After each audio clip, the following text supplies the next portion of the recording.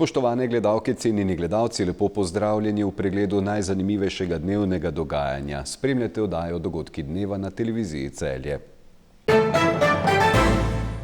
V Zagradu ob gradnji nove kanalizacije sanirajo tudi vodovodno omrežje. Osnovna šola Lava že 8 let vključena v gibanje Rastoča knjiga. Mešani pevski zbor Orfej tokratni koncert posvetil Avsenikovi glasbi. Člani atletskega društva Kladivar se odpravljajo na ekipno evropsko prvenstvo v atletiki. V Zagradu v mestni občini Celje tečeta dva komunalna projekta. V sklopu skupnega evropskega projekta občin Celje, Štore in Vojnik gradijo manjkajočo kanalizacijo, ob tem pa obnavljajo tudi del vodovodnega omrežja. Z vsemi deli naj bi končali jeseni letos. Gradnja kanalizacije na območju Zagrada se je začela že lani, občina pa je zanjo v skupnem projektu z občinama Štore in Vojnik uspela pridobiti sofinancerski evropski denar, projekt pa teče v večjih fazah. Oktobra lani so na tem območju začeli obnavljati tudi del vodovodnega omrežja. Podjetje Sial GP d.o.o. v Zagradu obnavlja povezovalni cevovod, ki povezuje zajetje Gabruka z vodohranom Zagrad in naprej vodohranom Vokan. Hkrati se obnavlja še sekundarno omrežje na tem območju Zagrada, in sicer tu od železniške proge proti črpališču Zagrad in pa naprej do vodohrana Zagrad. S projektom torej sledijo obnovi kanalizacije na tem območju, naložba v vodovodno omrežje pa znaša 466 tisoč evrov. Skupaj se bo obnovilo 2121 metrov cevovoda. Cevovod se bo obnovil z duktilnimi cevmi premera 80 mm in pa 100 ter z PHD cevmi profila 63 mm. Izvajalca smo uvedli v delo konec oktobra 2022. Takrat je zgradil ta del cevovoda iz PHD cevi. Potem je prekinil z deli zaradi zime in usklajevanja z izvajalcem kanalizacije na tem območju. Z deli je izvajalec ponovno začel v začetku aprila 2023. Pogodbeni rok pa ima do konca avgusta 2024. Ko bo vodovod v celoti zgrajen, bodo na ta nov odsek priključili tamkajšnje objekte. Priključki bodo v tej fazi bodo prevezani izven ceste, v cestnem telesu bodo obnovljeni, izven pa bodo obnovljeni do vodomera samo tisti, ki so problematični, če so podcinkani ali iz kakšnih še svinčenih cevi. Po zaključku naložbe bo na območju, kjer so gradili tako kanalizacijo kot obnavljali vodovod, položen tudi nov asfalt po celotni širini vozišča. Vodja službe za evropske zadeve na mestni občini Celje, magistrica Saša Hit Drugovič, je postala članica ekipe strokovnjakov in raziskovalcev, ki bodo v naslednjem letu in pol ocenjevali teritorialne mehanizme evropskega sofinanciranja ob koncu finančne perspektive 2014-2020. Evropska unija je ob koncu te finančne perspektive naročila evalvacijo teritorialnih mehanizmov sofinanciranja, ki jo bo izvajal Center za raziskave evropskih politik.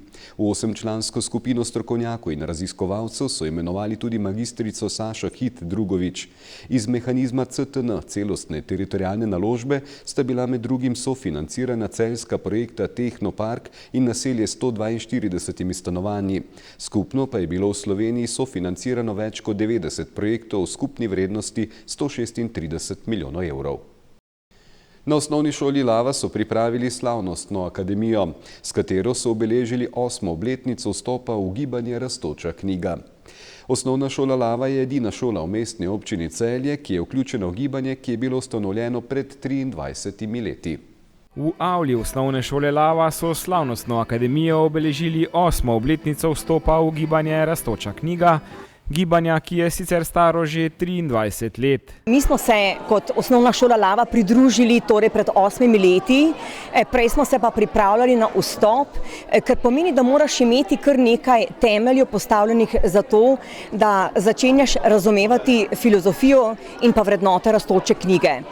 To je inovativni slovenski projekt, to je izjemnega pomena, da smo ga v bistvu osnovali Slovenci in to veliki Slovenci, kot so Boris Pahor, Tone Pavček, dr. Janez Gabrielčič, on je pa ustanovitelj pravzaprav in idejni oče Rastoče knjige in da imamo v ozadju tega državni svet Republike Slovenije, da je Narodna univerzitetna knjižnica v ozadju tega, Slovenska akademija znanosti in umetnosti, pomeni, da so v tej ideji, kako v bistvu kot Slovenija začeti dejansko delati na tem področju, pa ne samo z mladimi, torej z vsemi generacijami prav na temelju vrednot, odnosa do knjige, odnosa do znanja, odnosa do kulture, umetnosti, raziskovanja in pa seveda tudi znanosti. Učenci osnovne šole Lava so obiskovalce s kulturnim programom, kjer ni manjkalo plesa in glasbe, za nekaj trenutkov popeljali v svet umetnosti.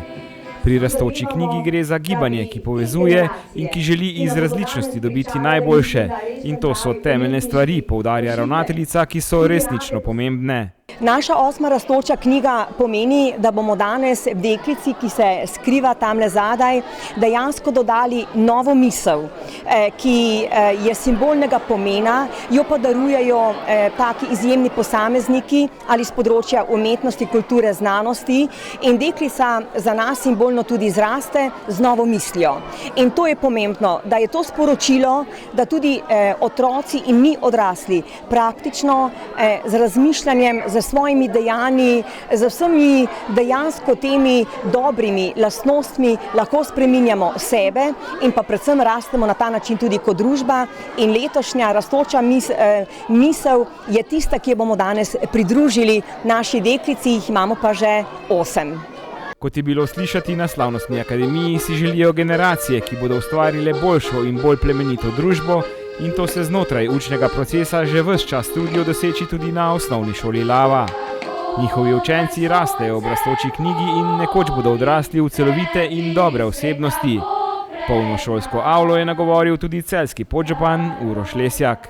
Mestna občina Celje že od nekdaj podpira branje in je branju prijazna občina. In zato so takšni projekti, kot je Rastoča knjiga, vsekakor pomembni za skrb za lastno identiteto, biti Slovenec, kaj pomeni slovenska beseda in slovenski jezik. Tako da z veseljem podpiramo tovrstne projekte. Osnovna šola Lava je edina šola v Celju, pa tudi širše, ki je pridružena v gibanju Rastoča knjiga. Ni pa to samo za šolski prostor. V gibanje se pridružujejo tudi knjižnice, mesta in kraji, saj želijo v svojem kraju napredek, rast in dobre odnose. In kot še poudarja ravnateljica, je idejo prepoznalo tudi gospodarstvo. Mešani pevski zbor Orfej iz Celje je v dvorani Narodnega doma Celje pripravil svoj tradicionalni letni koncert. Pod dirigentsko palico Matevža Pušnika so ga tokrat posvetili Avsenikovi glasbi. Naslov koncerta je bil Prijatelji, ostanimo prijatelji. Mešani pevski zbor Orfej Celje, ki letos beleži 19. leto delovanja, svoj vsakoletni koncert zaokroži s tematsko glasbo. In tokrat je to bila Avsenikova glasba, iz katere so izbrali nekaj najlepših melodij, ki vedno sežejo do srca in pobožajo dušo, kot radi rečemo in kot je v napovedovanju programa večkrat poudarila njihova pevka Marijana Kolenko. In res je bilo tako.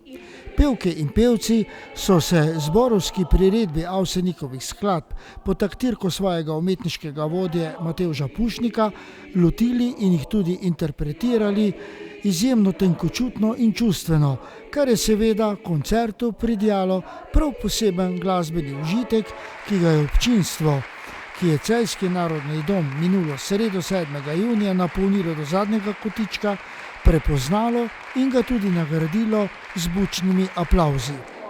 V koncertnem programu, podnaslovili so ga Prijatelji, ostanimo prijatelji, so v uvodu kot nekakšno pevsko himno najprej zapeli Ferstarjevo Pevec, zatem priredbi dveh narodnih Tu je kot solist zapel Luka Kolman ter Janija Goloba Moja dežela.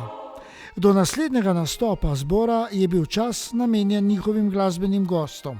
Najprej harmonikarskemu duu Špele Bider in Antonija Jukića, zatem pa pevki Moniki Avsenik, ki prihaja iz legendarne glasbene družine Avsenik. Slavko Avsenik je bil namreč njen dedek in njegovo glasbo sedaj nadaljuje skupaj z očetom Gregorjem in bratom Sašom. Seveda je Monika s svojim petjem ogrela srca poslušalcev in tako napovedala drugi del nastopa Orfeja, ki je bil posvečen nekaterim najlepšim Avsenikovim melodijam, pri nekaterih od njih pa so zbor spremljali tudi instrumentalisti Peter Tovornik, Matic Plemenitaš in Luka Vinko. Z njimi pa je zapela tudi Monika Avsenik. Bil je to resnično doživet koncert, ki so ga počastili tudi pevci drugih zborov, pa naš župan Matija Kovač in podžupan Samo Seničar in drugi. Zelo ponosni smo lahko na ljubiteljsko kulturo v Celju in današnji koncert mešanega pevskega zbora Orfej, ki je bil v nabito polni dvorani Narodnega doma z inovativnim, drugačnim programom, vezanim tudi na Avsenikovo glasbeno dediščino, je vsekakor to tudi potrdil. Čestitke zboru Orfej za ta energični nastop, čestitke pa tudi novemu članu, častnemu članu društva Orfej, Dragu Čatru. Kako pa so koncert doživeli njegovi izvajalci in glasbena gostja? Moram reči, da so bili res lepi občutki. Prvo je res taka lepa dvorana, da človek, ko zapoje, dejansko se ti zdi, da pesem ponese. In ob takem lepem zboru res so dobri in res je bil užitek, no, tako. Sam sem ga danes doživljal zelo intenzivno. Res je bil en lep večer. Publika je bila krasna, zelo odzivna, zelo je pokazala, da je zelo noter v sami glasbi, da sodeluje, da se čuti neka povezanost med nastopajočimi in publiko.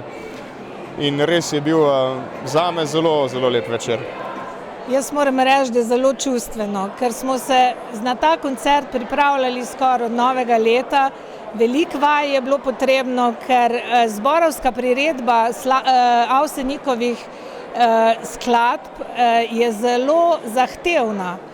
Tako da smo večglasno petje morali veliko vaditi in da smo prišli do tega rezultata, do te zmage, da smo danes stali na odru in se osrečili sebe in tudi publiko, vidim. Nocoj se mi zdi, da smo uspeli pričarati resnično čaroben večer. Odločili smo se namreč za zbor, ki bo izvajal tudi Avsenikove skladbe in se je pokazalo, da je bila odločitev več kot vrhunska. Še posebej, ker smo tudi goste imeli prave in se mi zdi, da so Avsenikove pesmi nocoj dejansko zadihale eno posebno zgodbo. Melodije Zvezde na nebožari, Lepe stave karavanke, Sanjam o domovini, Viharnik vrgora, Slovenija, odkot lepote tvoje, pa Prijatelji, ostanimo prijatelji, so o zborovski priredbi in izvedbi v valovih prepravljale Celjski narodni dom in se dotaknile slehernega obiskovalca. In na koncu je s pevci prepevala cela dvorana. Koncert pa je imel tudi slavnostno noto. Mešani pevski zbor Orfej je namreč na koncertu podelil častno članstvo svojemu dolgoletnemu 86-letnemu pevcu Dragu Čatru. Več o koncertu pa v eni od naših naslednjih oddaj Minute za kulturo na televiziji Celje.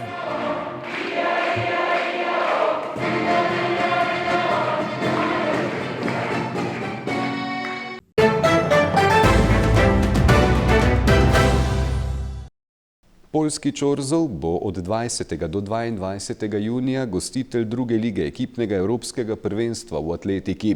V slovenski reprezentanci, ki so jo izbrali na podlagi nastopov na ekipnem državnem prvenstvu, bo nastopilo tudi več kot 10 atletov in atletin atletskega društva Kladivar. Zdaj v bistvu tale ekipna članska tekma je bila izbirna tekma za člansko reprezentanco. Tule smo na hitro našteli, imamo 10 do 11 članskih reprezentantov. tekmujejo na evropskem ligaški tekmi. To je v bistvu izredno zanimiva tekma atletike, ki imajo reprezentance Evrope, so kategorizirane v 4 razreda. Mi smo v 2. razredu, v Poljsko je tekma in navijamo naslednji teden, v naslednjih tednih bo izvedba te tekme. Na domači sceni bo vrhunec v letošnjem poletju zagotovo nastop na državnem prvenstvu v Mariboru, kjer bo še možno doseči norme za nastop na svetovnem prvenstvu. Tekmovanje je v Mariboru se zdaj pripravlja celi športni park in objekt za EOF to leto in to bo generalka za EOF. Normalno državno prvenstvo je, bi rekel, najbolj kakovostna tekma. Vsi naši najboljši atleti tekmujejo na tem tekmovanju. Trenerji bomo pripravili tako, da so maksimalno sposobni, v bistvu bi rekel, da so v pravi formi. Kaj bo to pomenilo? Mi pričakujemo približno 3 do 4 tekmovalca na svetovnem prvenstvu. Bomo videli še. Presenetimo se. Možnosti so norme so izredno visoke in vedno do zadnjih par let je tako, da 1/3 na svetu tekmovalcev naredi normo in ostale 2/3 so pa ranking. To so točke. In tukaj definitivno pričakujemo 3 do 4 nastopajoče. Na svetovnem prvenstvu, ki se bo 19. avgusta začelo v Budimpešti, bodo Kladivarjevi atleti s Tino Šutej na čelu skušali spet poseči po kakšnem odličju. Jaz mislim, da ne trenutno, tako nekje od 2016 na Kladivarju je tako eno vzdušje, kaj ni dovolj priti ne udeležiti se tekmovanja, ni dovolj priti do finala. Eni tekmovalci ali pa tekmovalke, normalno Tina to drži palico, enostavno cilj so kolajne, medalja, in jaz imam občutek zaradi tega, kaj vsi mi vemo, kaj je šport, da je izredno zahtevno priti do kolajne na svetovnem prvenstvu, ali pa na olimpijadi je science fiction zadeva, To Kladivar ima, zaradi tega, kaj smo dobri. Zaradi tega jaz bom še enkrat se zahvalil, v Kladivarju imamo izredno kakovostne trenere, bom rekel vrhunske trenere, kaj so se dokazali v zadnjih 10 let. Kolajne, olimpijske kolajne, svetovna prvenstva, rekorde. Tukaj je to, kaj mi vemo v bistvu, kaj se ukvarjajo s športom. Cele je tukaj športno mesto in tukaj majhno mesto, da se mi sploh tega ne zavedamo. Vedno želimo biti prvi.